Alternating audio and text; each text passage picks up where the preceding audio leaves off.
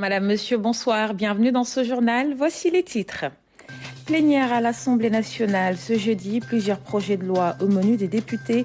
Ils sont relatifs à la révision de la Constitution, le code de procédure pénale, le parrainage et la création du parquet financier à la place de la CRI.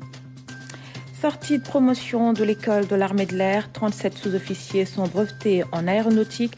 La 11e promo est composée de 37 élèves, dont 30 Sénégalais, 5 Béninois et 2 Tchadiens.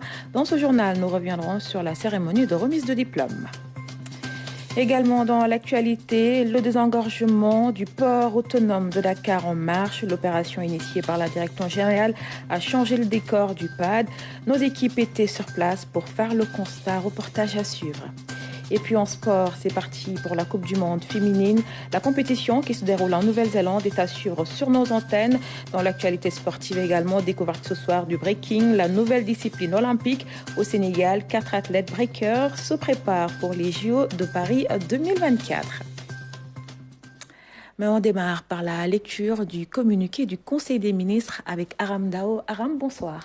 Bonsoir Mariama, bonsoir. Le Conseil des ministres s'est tenu ce jeudi 20 juillet 2023 au Palais de la République sous la présidence du chef de l'État, son Excellence M. Macky Sall.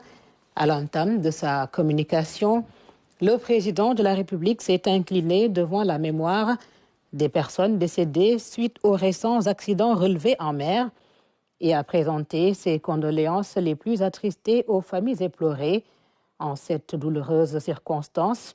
Dans ce contexte, le chef de l'État a demandé au gouvernement d'intensifier les contrôles au niveau des zones et sites potentiels de départ, mais également de déployer l'ensemble des dispositifs de surveillance, de sensibilisation et d'accompagnement des jeunes à travers le renforcement des actions publiques multisectorielles de lutte contre l'immigration clandestine.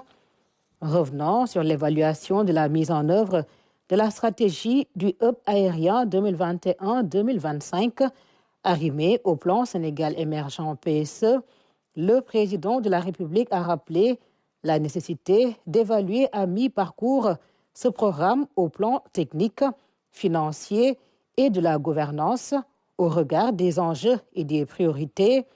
Dès lors, le chef de l'État a demandé au Premier ministre de procéder, avant la fin du mois de juillet 2023, à la revue globale des programmes, projets et réformes du hub aérien dans une dynamique de mutualisation des compétences, d'optimisation des ressources et d'amélioration des performances du secteur. Dans cette perspective, le président de la République a invité le gouvernement a attaché une importance fondamentale à l'accélération de la modernisation des aéroports régionaux à travers la finalisation intégrale et dans les délais du programme de reconstruction des aéroports du Sénégal, PRAS, et une maîtrise systématique du plan de développement de la société AIBD SA. Enfin, le chef de l'État a rappelé au Premier ministre l'impératif d'assurer un suivi rapproché des activités et des investissements dans le secteur. Revenant sur le programme national des bourses de sécurité familiale et ses perspectives, le président de la République a demandé au Premier ministre de prendre toutes les mesures avec les ministères et les partenaires concernés en vue de l'évaluation globale et de la capitalisation des acquis de ce programme spécial d'inclusion et de soutien aux ménages les plus vulnérables, 10 ans après sa mise en place.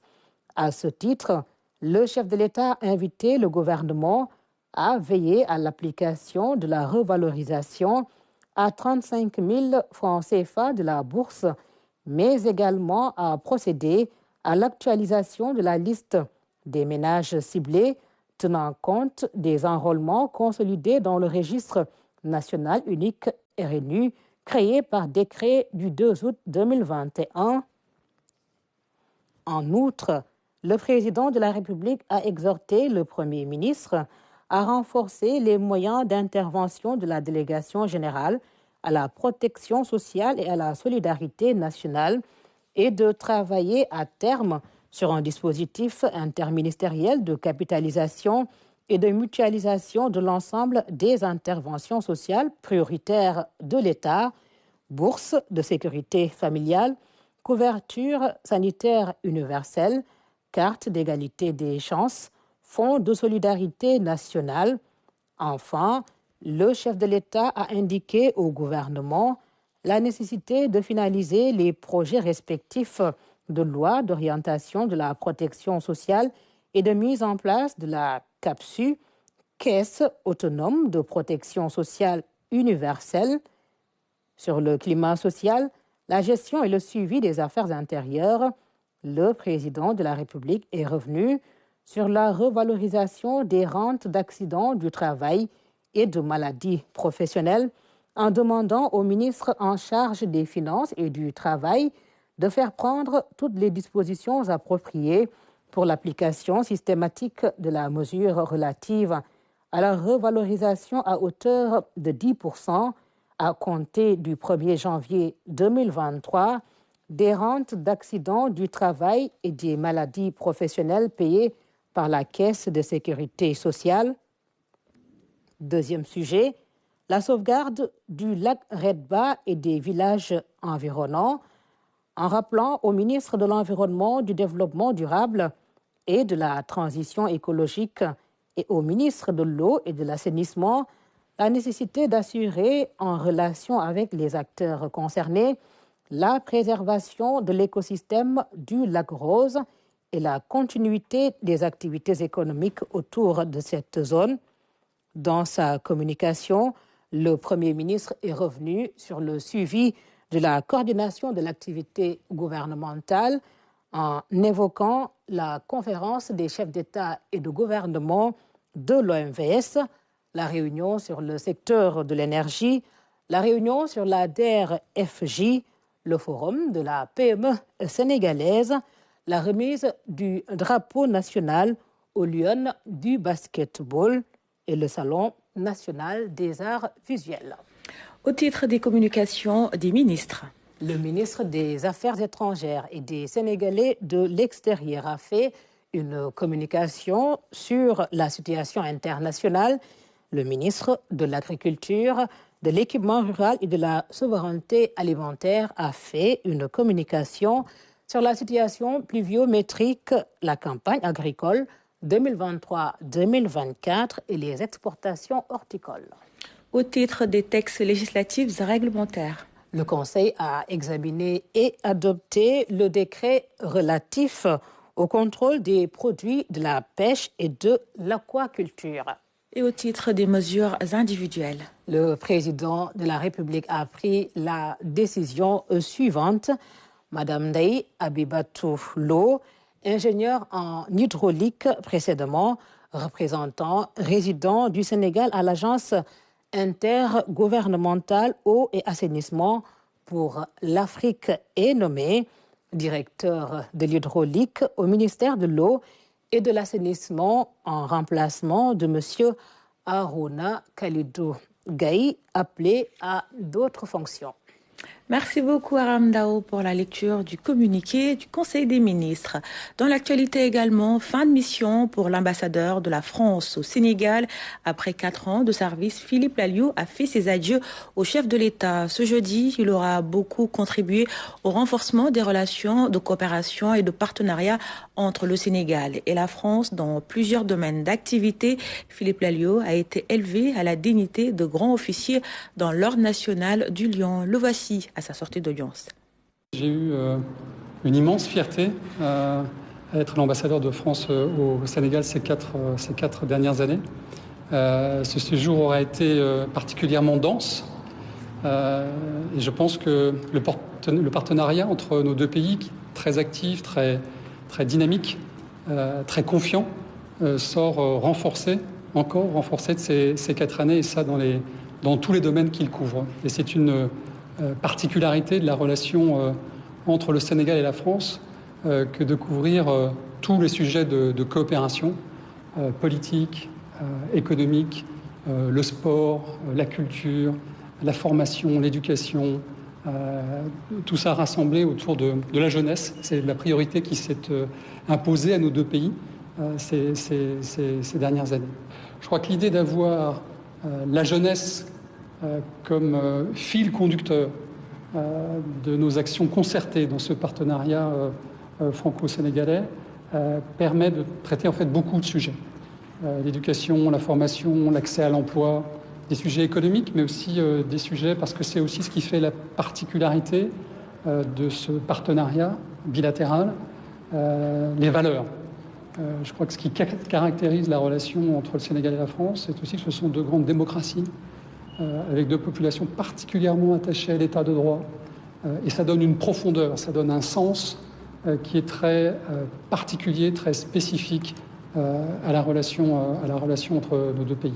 Nous vous élevons à la dignité de grand officier dans l'ordre national.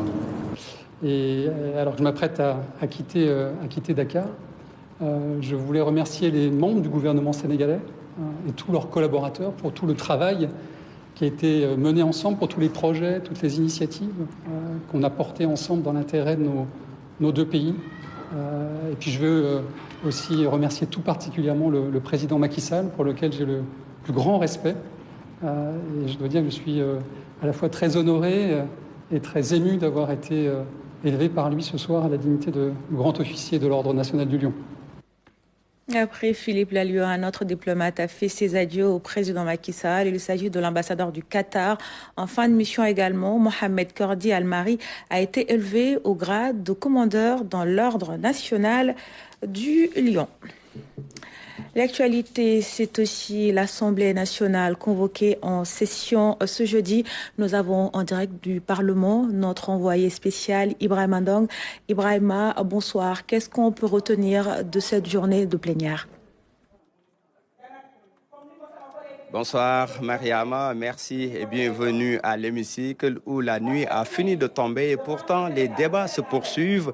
Comme vous le voyez derrière moi, les députés se penchent actuellement sur le deuxième projet de loi numéro 11-2023 modifiant la loi numéro 65-61 du 12 juillet 1965 portant code de procédure pénale. Donc avec cette réforme, Mariama, il faut retenir tout simplement que notre pays va désormais se doter d'une juridiction spécialisée qui va remplacer la CREI. Désormais, on aura un parc financier à la place du CREI, de la CREI plutôt, la Cour de répression de l'enrichissement illicite. Une cour qui a été instaurée en 1981 avant d'être réactivée en 2012. Désormais, maintenant, les députés vont, avant peut-être la fin de cette session extraordinaire, procéder à l'adoption de ce deuxième projet de loi qui va tout simplement permettre d'évoluer dans ce domaine en matière juridictionnelle, parce que avec l'instauration maintenant de double degré de juridiction, la personne qui est accusée pourra peut-être se défendre, ce qui n'était pas le cas avec la CREI qui imposait, comment dirais-je, la charge de la preuve incombait à l'accusé. Donc c'est sur ce deuxième projet de loi que les députés sont en train actuellement de se pencher. Maintenant, il faut rappeler que bien avant cela, auparavant, c'est-à-dire le matin, le premier projet de loi était relatif à la loi numéro 10 portant révision de la Constitution, une loi abrogeant donc une loi qui abroge et remplace l'article 29 de la Constitution. Comme vous le savez, l'article 29 de la Constitution, c'est l'article qui stipule un peu tout ce qui va avec le parrainage, et justement le parrainage qui aujourd'hui a connu une certaine évolution. Parce que, mis à part le parrainage citoyen, Mariama, il faut noter qu'il y a un parrainage au niveau des élus. Maintenant, il suffit d'avoir 120 élus pour pouvoir être admissible dans le cadre de ce parrainage à l'élection présidentielle. Donc, mis à part cela, le candidat qui peut avoir aussi 13 députés pourra aussi avoir le ticket pour aller à l'élection présidentielle. Donc c'est un parrainage optionnel qui a été salué et magnifié par la plupart des députés qui se sont succédés au pupitre. D'autres n'ont même pas hésité à parler de réformes consolidantes. Et au moment où je vous parle, les débats se poursuivent et les députés sont en train de se pencher sur le deuxième projet de loi qui est le projet de loi numéro 11-2023 modifiant la loi numéro 65-61 du 12 juillet 1965 portant notamment code de procédure pénale. Donc voilà ce qu'on peut retenir, Mariama, depuis ce matin, que les députés sont en train vraiment de mener les travaux et il faut aussi saluer vraiment l'esprit qui a prévalu durant tous les débats. Merci beaucoup Ibrahim Andang en direct de l'Assemblée nationale où les travaux se poursuivent encore. On s'intéresse à la situation sécuritaire dans le Sahel. L'association des maires du Sénégal mise sur la diplomatie des territoires. Elle a initié un colloque international pour apporter sa solidarité aux communes impactées des pays de la zone. La rencontre promeut également la paix pour un meilleur développement de la sous-région. Salou Sek. Ils sont au total plus d'une dizaine de représentants des collectivités territoriales du Mali, du Burkina, du Niger, mais aussi du Royaume du Maroc à participer à ces réflexions sur le Sahel. Le Sahel, que de morts, que de blessés et d'handicapés, que de réfugiés, que de déplacés, que de misérables, que de démunis. Terre promise, le Sahel devient un no-man's-land.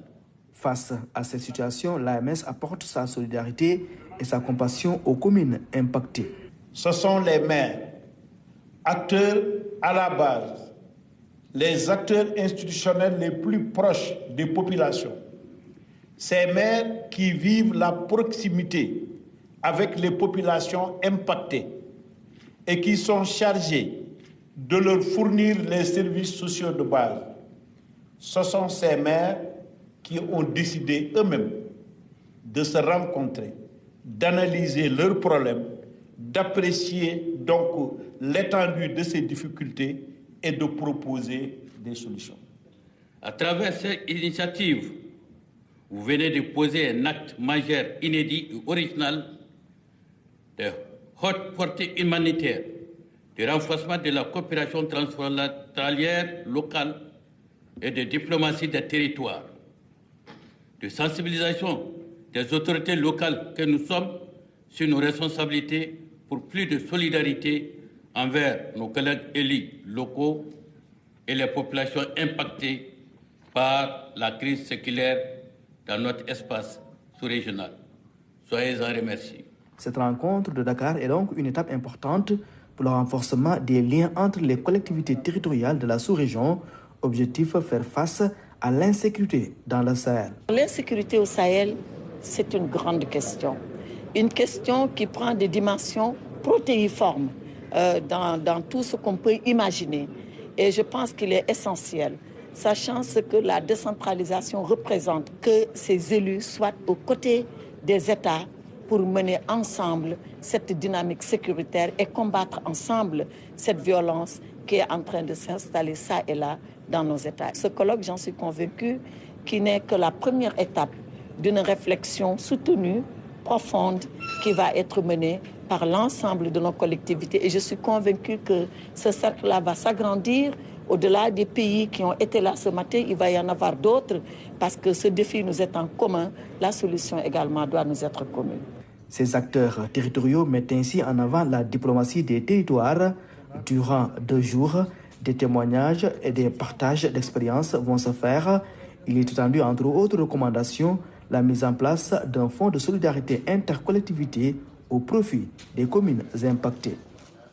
Ils sont près de 40 élèves sous-officiers brevetés en aéronautique. La 11e promotion de l'école de l'armée de l'air a reçu son diplôme réputé Institut d'excellence. L'école accueille des Sénégalais mais aussi des étrangers. Et depuis 2019, elle a intégré une nouvelle filière de contrôleurs aériens. L'objectif est de résorber le déficit dans ce domaine. Fatimata Banelba revient sur la cérémonie de sortie de promo. Dépôt de gerbes de fleurs, remise de fanions aux majors de la promotion, défilé aérien et à pied. Voilà quelques temps forts de la cérémonie de sortie de promotion de brevet élémentaire en aéronautique de l'école de l'armée de l'air. Ces 37 sous-officiers ont été formés en avionique, en vecteur armement de bord et maintenancier. Ces élèves ont intégré l'école en septembre 2021 et ont suivi successivement la formation initiale du combattant et le certificat d'aptitude militaire afin de disposer des bases solides de futurs cadres militaires. Parallèlement à l'instruction militaire, les élèves sous-officiers ont bénéficié d'un module d'enseignement scientifique et technique visant à leur faire acquérir les fondamentaux des métiers de l'aéronautique. C'est l'occasion pour moi de féliciter le chef d'état-major de l'armée de l'air et tout l'encadrement de l'école qui œuvre sans relâche à l'avènement d'une école d'excellence. L'évolution de l'école, dans le sillage de la mise en œuvre du programme de montée en puissance des armées, traduit la volonté du commandement de doter le Sénégal d'un outil aérien militaire performant et crédible. L'environnement de l'école, la configuration des promotions et les systèmes académiques adaptés nous confortent dans notre conviction que ce défi majeur pourra être relevé. À l'issue de 2 années de formation, ils sont désormais titulaires d'un brevet élémentaire en aéronautique et disposent ainsi d'un emploi dans le monde de l'aviation. Et pour mieux prendre en charge le secteur de l'aviation, l'école de l'armée de l'air essaie de diversifier ses filières de formation. L'ouverture de la filière de contrôleur aérien en 2019 vient compléter le spectre des formations dispensées au sein de l'école. Elle permettra de résorber le déficit dans cette spécialité et d'armer efficacement les bases aériennes et autres plateformes aéroportières prévues par le plan 2025. Ces nouveautés sont venues consolider les acquis d'une formation déjà très diversifiée qui touche la quasi-totalité des métiers de l'aéronautique militaire. Dans sa volonté de devenir un hub aérien en Afrique, le Sénégal s'est fixé certains objectifs, dont celui d'assurer la formation des professionnels. Ainsi, l'école de l'armée de l'air contribue fortement à cette formation de qualité. Et l'arrivée croissante des ressortissants des pays de la sous-région montre la confiance qu'ils placent aux écoles de formation militaire du pays. Le directeur général de l'AIBD a procédé ce jeudi à la remise symbolique de matériel et d'équipement d'un coût de 200 millions de francs CFA. Ils sont destinés au centre d'expertise médicale du personnel navigant.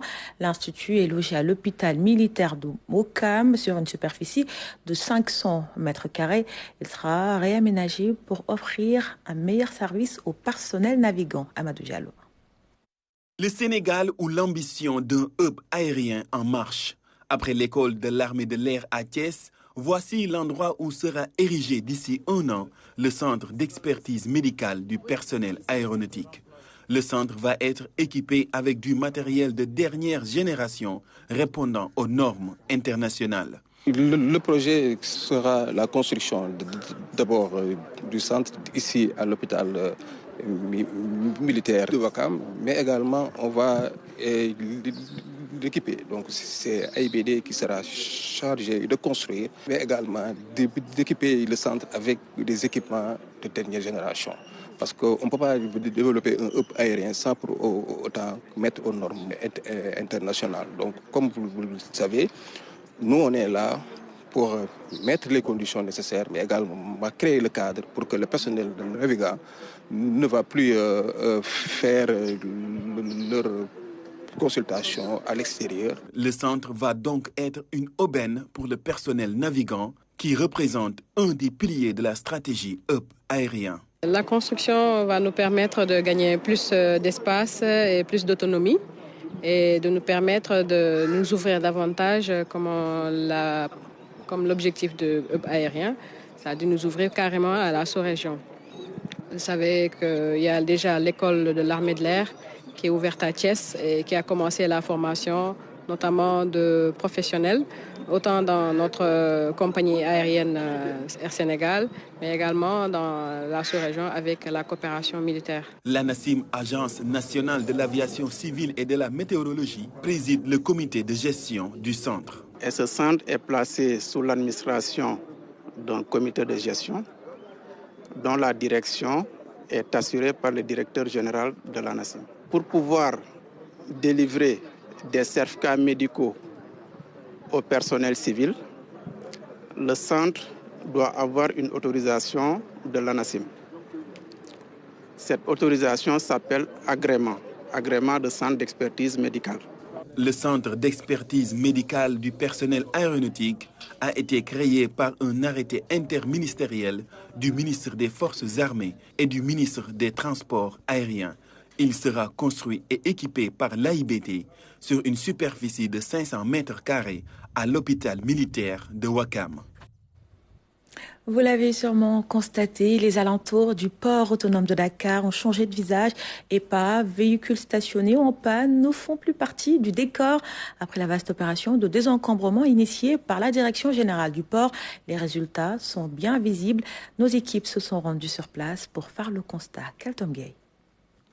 Ces images de nuit, vues d'en haut, renseignent sur l'état de congestion des alentours du port de Dakar. Une situation qui handicapait beaucoup les usagers. Auparavant, il y avait trop d'embouteillages à la descente. C'est trop difficile pour aller à Colobane. Auparavant, on marchait ici sur Colobane, c'est très difficile par rapport aux chaleurs et aux embouteillages. Nous qui travaillons ici, nous avions énormément de difficultés. Avant, à cette heure, nous étions déjà chez nous. Vers 18h, c'était des embouteillages à n'en plus finir. On avait trouvé des raccourcis, mais cela n'a pas duré. Aujourd'hui, c'est un mauvais souvenir. Dans une vaste opération de désencombrement, épaves, stationnement abusif ou encore véhicules en panne ont disparu du décor.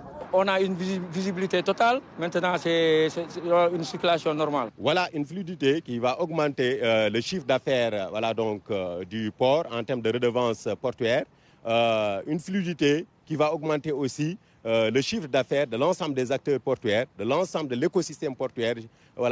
J'allais dire, notamment les manutentionnaires, notamment aussi tout ce qui est les transporteurs, les transitaires. Verront leur chiffre d'affaires augmenter parce que cette congestion terrestre constituait un goulot d'étranglement qui asphyxiait un peu quand même notre économie. Maintenant, nous rendons vraiment grâce à Dieu. On travaille sans problème, les clients sont là et les camions ne posent plus de soucis. Les appréciations sont unanimes. Tous saluent cette initiative du directeur général du port autonome de Dakar, mais ils veulent une continuité, des mesures. Je salue le travail effectué, mais il faudrait que le suivi soit fait, que les agents viennent tout le temps pour contrôler. C'est à continuer aussi. C'est pas on va aménager une semaine, 2 semaines et l'arrêter. C'est à continuer de jour au jour, plus encore.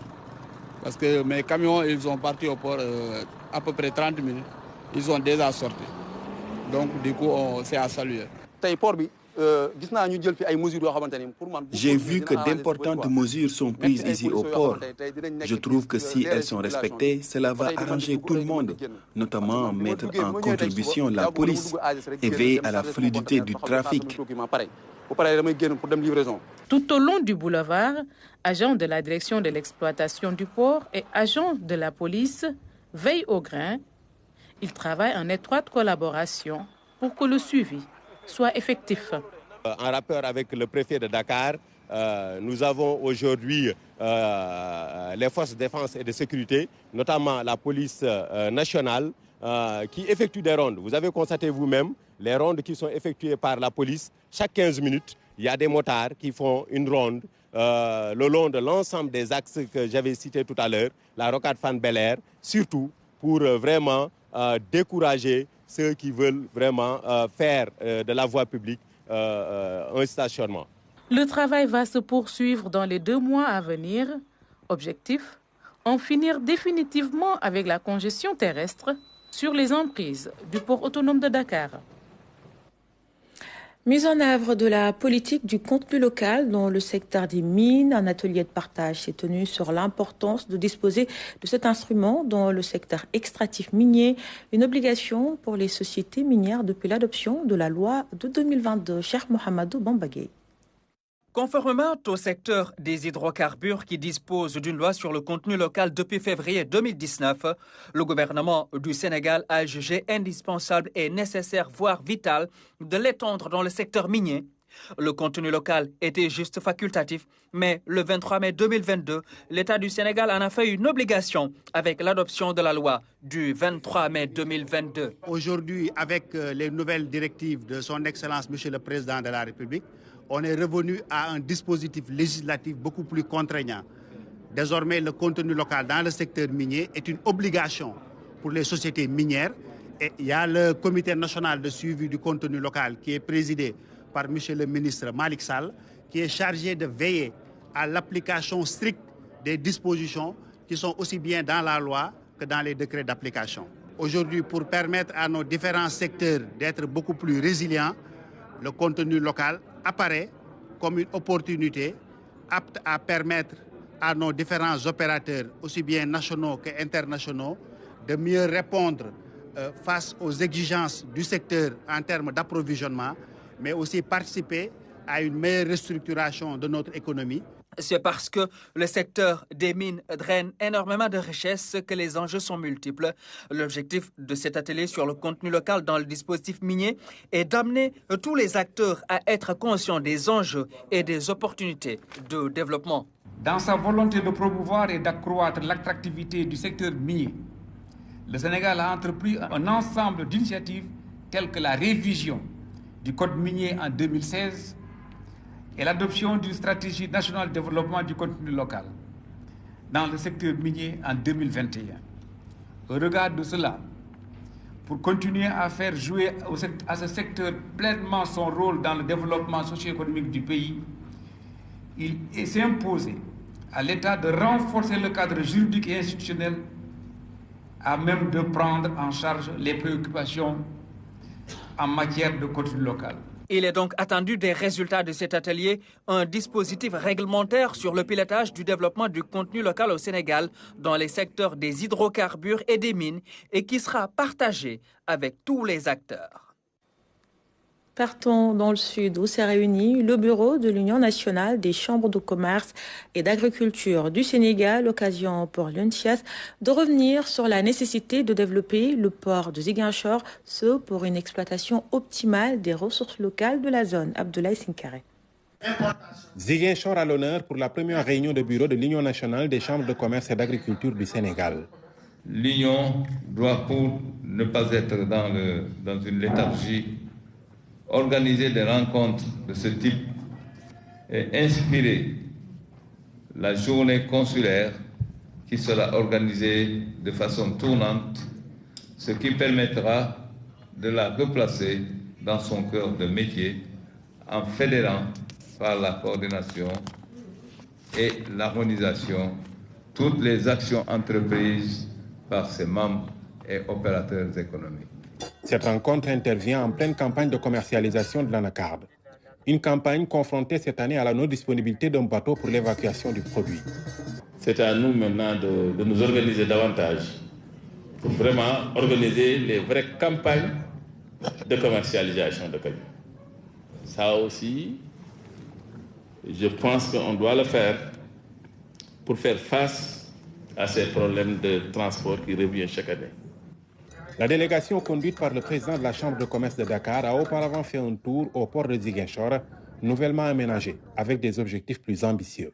Ce que l'ANAM a fait et les autres projets et la Chambre de commerce, je pense que le port aussi va venir vous appuyer davantage et vous permettre de faire de Ziguinchor, après Dakar, le deuxième port du Sénégal. C'est possible, vous avez les moyens, vous avez les produits, et que moi je pense qu'avec ça, on peut vraiment faire décoller cette région. La rencontre est sanctionnée par une déclaration dite de Ziguinchor qui condamne les saccages de commerces et autres établissements lors des manifestations de début juin. Le Sénégal se dote d'un schéma directeur de la transformation digitale piloté par le ministre de la Transformation professionnelle, de l'apprentissage et de l'insertion. Le document de référence couvre la période 2023-2027. Une rencontre a réuni ce jeudi les acteurs autour de la question. Mamadou Sakine pour le compte-rendu. Le schéma directeur de la transformation digitale 2023-2027 se fixe un objectif principal: définir les priorités de développement du numérique dans les domaines de la formation professionnelle. Le document de référence définit 4 axes stratégiques. Tout d'abord, nous devons investir dans nos infrastructures et notre connectivité. Cela signifie qu'il faudrait doter toutes nos structures et établissements de formation professionnelle et technique d'une connectivité Internet optimale, d'équipements informatiques adaptés et d'un personnel qualifié pour la gestion et la maintenance du système. Le schéma directeur de la transformation digitale prend en compte également un point important pour plus d'efficacité dans le traitement des dossiers administratifs. Nous devons accélérer la digitalisation de nos processus et procédures internes, ainsi que l'offre de services publics et les contenus de formation. Cette transformation numérique nous permettra d'optimiser nos ressources, de simplifier nos démarches administratives et de rendre nos services plus accessibles et efficaces pour nos bénéficiaires. Les 2 autres axes stratégiques concernent la sécurité du système informatique et le renforcement des compétences des personnels du ministère, d'où l'intérêt des partenaires à accompagner le projet.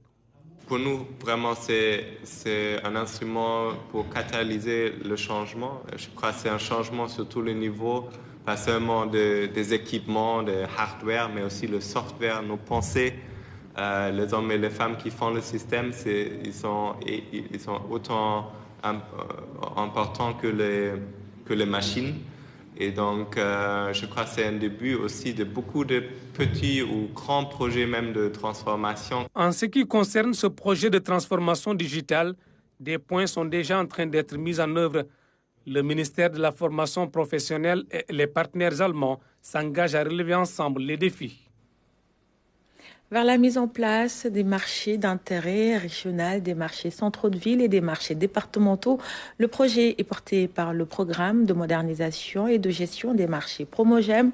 Et pour une bonne appréciation de ce projet de modernisation, les acteurs se sont réunis autour d'un atelier. Moussa Mané. L'objectif de cet atelier est de permettre aux délégués des marchés de s'imprégner du programme de modernisation et de gestion des marchés. Actuellement, le Promogem est dans une phase de construction et de réhabilitation des marchés au Sénégal. Pour une bonne gestion, les acteurs doivent être au même niveau d'information.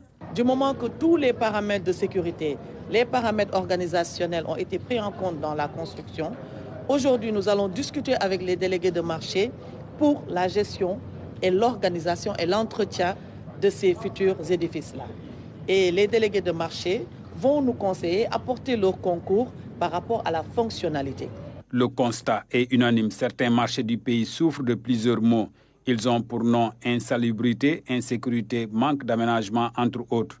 L'arrivée du Promogem est saluée par les consommateurs et les délégués.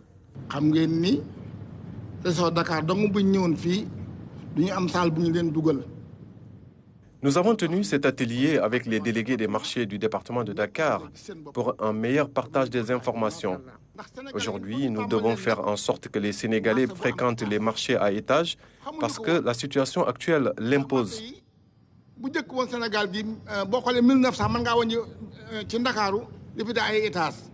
La modernisation d'un marché dans la configuration même des locaux, de la distribution des locaux, est un élément extrêmement important pour préserver à la fois la santé des occupants, la sécurité des occupants, mais aussi pour rendre agréable, disons, la démarche d'aller au marché. Rendre agréable ces lieux de rencontre et de commerce, c'est tout le sens du Promogem. Ainsi, plusieurs types de marchés seront construits, des édifices modernes qui intègrent toutes les commodités. On peut en citer parmi ceux-ci des marchés d'intérêt régional, des marchés centraux de ville, des marchés départementaux et des marchés spécialisés.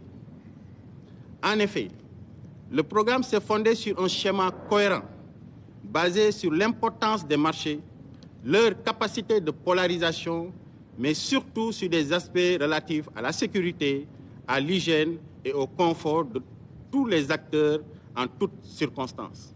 Les responsables du Comogène comptent encore sur les avis et les recommandations des différents acteurs des marchés pour une organisation et une gestion meilleure des marchés modernes. Il a plu hier à Touba, dans la cité religieuse. Plusieurs quartiers sont envahis par les eaux pluviales. Les mesures conservatoires ont été mises en œuvre pour réduire les inondations. À quelques semaines du Magal de Touba, les autorités religieuses ont salué les efforts de l'État. Mama Moussa Niang. À Taliboubès, les nouvelles canalisations fonctionnent.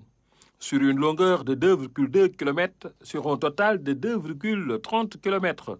Sur le tracé, les riverains ont exprimé leur satisfaction. Comme ces derniers, le porte-parole du Khalife général des Mourides a reconnu que l'État a fait des efforts afin de réduire les impacts des inondations. Serigne Bassirou Mbacké Abdou Khadre a magnifié les réalisations du gouvernement.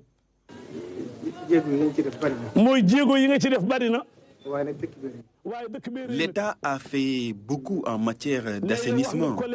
Pour ce qui est des inondations, il y a certes encore des points bas, mais nous avons constaté des améliorations. Actuellement, notre problème, c'est la remontée de la nappe. Nous demandons davantage d'appui pour réduire la remontée des eaux.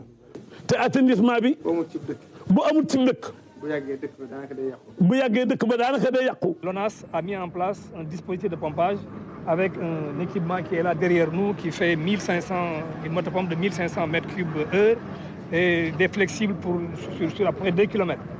Ce qui permettra de désengorger les eaux ici dans ce périmètre et permettre la circulation des personnes et des biens. Soyez assurés qu'aujourd'hui, toutes les dispositions ont été prises, en tout cas au niveau de l'ONAS, pour réduire les effets des inondations à travers donc, ces mesures conservatoires que nous avons eu à prendre. Et maintenant, après le Magal, le projet va continuer dans ces autres phases. Et à terme, Inch'Allah, nous pourrions avoir une ville de Touba qui serait, en tout cas, où il y aura moins d'inondations. Le Magal de Touba coïncide avec l'hivernage cette année. Cela requiert la mise en œuvre des mesures conservatoires afin d'atténuer les ampleurs des inondations ou de prévenir leurs risques. L'ONAS a entamé depuis plusieurs mois des procédures d'urgence pour soulager les populations. Dans le projet qui avait été lancé, 20 forages ont été réalisés dans le périmètre. Lesquels forages avaient pour mission de rabattre cette nappe, de réduire la nappe, de manière à assurer un drainage correct donc des eaux pluviales, mais également les eaux de la nappe. Aujourd'hui, sur instruction du président de la République, nous avons réalisé, en tout cas nous avons posé la pierre pour démarrer rapidement dès demain 2 autres forages. Un dans la résidence Cheikhoul Khadim et un autre dans la résidence Cheikh Abdul Ahad Mbacké, ce qui permettra effectivement de procéder à un rabattement sur un périmètre de plus de 100 mètres, n'est-ce pas, les eaux continuent dans ce bassin-là. Le directeur général de l'ONAS s'est rendu à PK9, à Nguélémou, à Kernian, à la mairie de Touba. Partout, un dispositif de pompage est mis en place. Les capacités de pompage sont renforcées. L'évacuation des eaux s'est nettement améliorée. Le canal qui quitte Ngiranen pour aller à Nguélémou. Ce canal aujourd'hui est réalisé à plus de 98% parce que sur les 2 km 300, je pense qu'il ne reste que 10 mètres, pas moins de 10 mètres. Et nous allons dès les prochains jours procéder au déguerpissement donc des populations de Nguélémou. Le bassin de Nguélémou qui est un bassin important, qui est le bassin tampon, vraiment tampon, où vont converger les eaux qui viennent de Kerniang et qui viennent de l'ensemble des coins, notamment Ngiranen, Ndamatou, etc. Et ce bassin aura pour vocation donc de contenir les eaux de manière à permettre un pompage qui va aller vers Kerkab. Et la distance Nguélémou-Kerkab fait à peu près 7 km 500 à 8 km. Ces travaux font suite aux lourds investissements injectés par le président de la République dans la prise en charge des problèmes d'assainissement dans la cité religieuse. À la page sport, on démarre avec le football. Demi-finale de la Coupe du Sénégal. La rencontre Guédiawaye Football Club Jaraaf a été interrompue à la 120e minute. Les supporters du GFC ont envahi la pelouse quand l'arbitre a accordé un penalty au Jaraaf en fin de partie. Le match s'est joué hier au stade Ibrahima Boye de Guédiawaye. Du football, toujours, le match d'ouverture de la Coupe du Monde féminine a eu lieu à Auckland, en Nouvelle-Zélande. L'un des pays organisateurs du mondial s'est imposé face à la Norvège sur le score d'1-0. Une compétition à suivre sur la RTS. On vous propose un match tous les jours et ça sera en direct. Je le disais dans les titres, nous vous emmenons ce soir à la découverte du breaking. C'est une nouvelle discipline olympique qui fera son baptême du feu au JO de Paris. En 2024, au Sénégal, 4 breakers sont dans la course aux qualifications. Pour ces Jeux, d'autres se préparent pour ceux de la francophonie prévus en Kinshasa, en République démocratique du Congo. Du 28 juillet au 6 août prochain, Ibrahima Mboup a assisté à la séance d'entraînement de l'équipe nationale de breaking. Regardez. Bienvenue dans l'univers du breaking, un concentré de talent et d'inspiration. Il faut aussi une bonne condition physique pour pratiquer cette nouvelle discipline olympique, née des cultures urbaines. Le plus difficile, c'est d'avoir l'harmonie. Combiner l'aspect sportif, c'est-à-dire les acrobaties, les techniques, et l'aspect purement artistique, l'originalité, la créativité, les cadres émotionnels, faire sortir de l'histoire ou bien l'imaginaire, faire voyager les gens à travers ta danse, c'est ce qui est plus difficile. Ces breakers ou breaking boys sont des athlètes d'un genre nouveau. Leur palette est très fournie. Des acrobaties, des figures dessinées avec tout le corps, un exercice d'équilibrisme de toute beauté. Le Comité international olympique est tout simplement tombé sous le charme du breaking.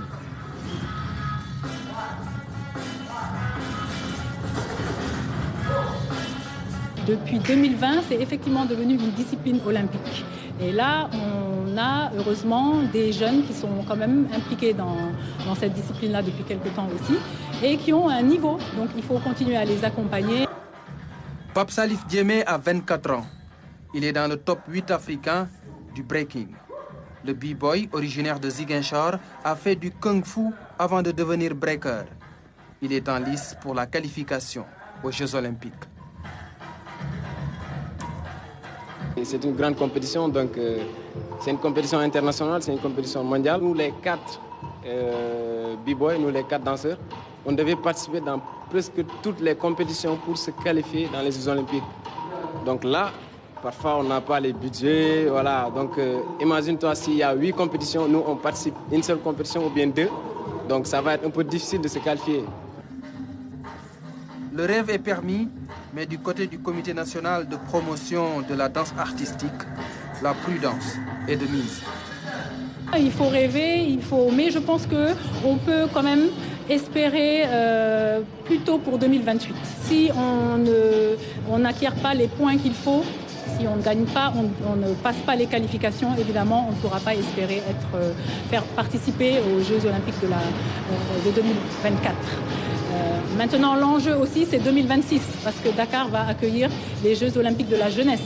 Donc là aussi, c'est un grand défi, c'est préparer les plus petits à justement participer à un grand événement sportif. Mais le plus important est que le regard sur le breaking commence à changer. Les pratiquants participent à beaucoup de compétitions internationales et ont des opportunités à saisir.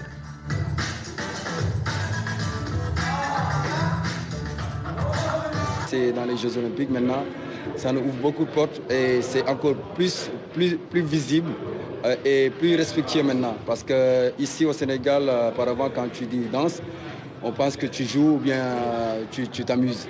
Mais maintenant, quand il s'agit du sport, c'est sérieux.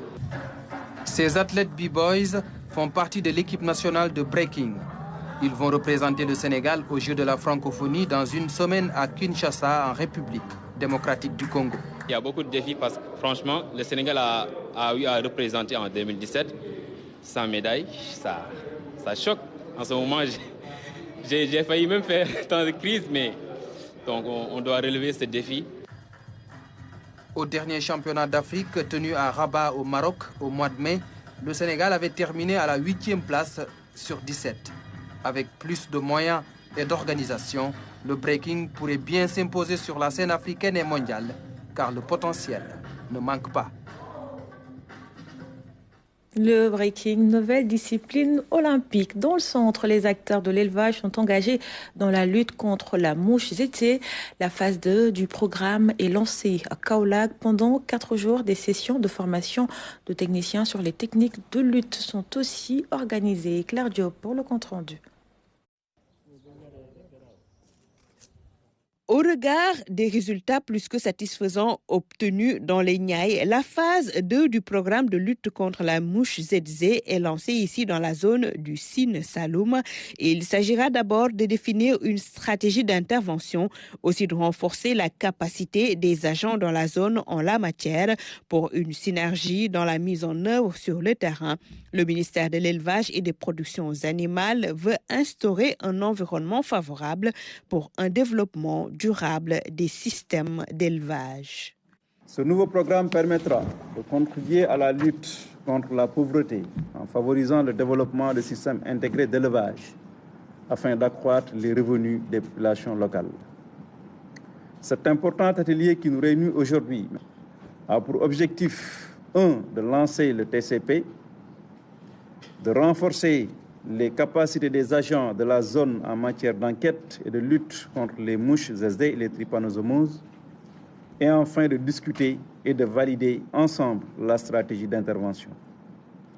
Je suis persuadé qu'avec ce parterre d'experts, que je remercie au passage, vous allez acquérir au terme de l'atelier des compétences avérées en matière de lutte contre les mouches tsetse et les trypanosomes.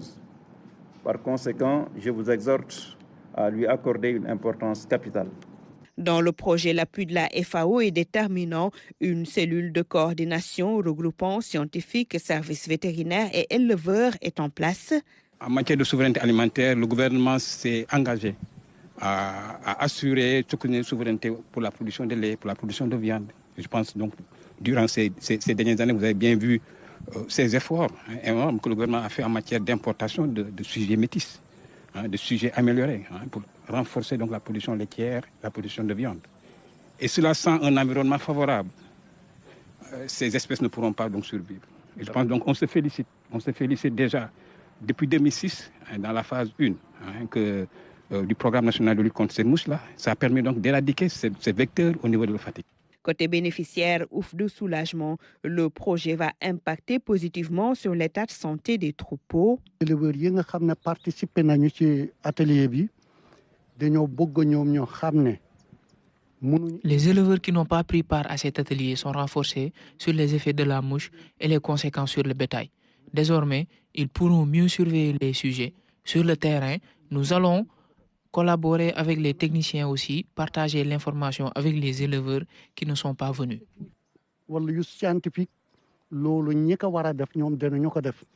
La lutte est menée au-delà de nos frontières en Gambie et en Guinée-Bissau pour plus d'efficacité. Objectif global, créer une large zone libérée des mouches tsetse pour une meilleure prise en charge de la santé animale. Et c'est ainsi que s'achève cette édition. Merci pour votre fidélité. L'information revient aux environs de 23h pour l'édition du soir. À tout à l'heure.